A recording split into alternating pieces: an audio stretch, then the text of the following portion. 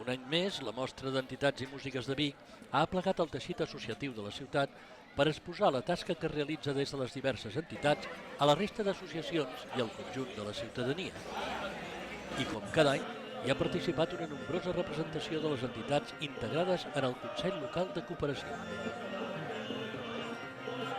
Enguany la mostra s'ha esdevingut el dissabte 9 de maig.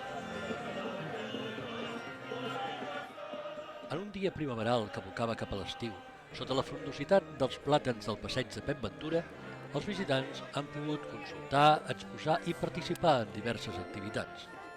Assabentar-se de nous projectes, plantejar dubtes i fins i tot deixar-se pintar la cara.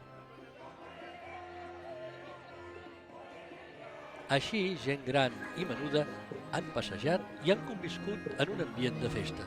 Des de l'escenari, la música ha estat protagonista, particularment l'ètnica.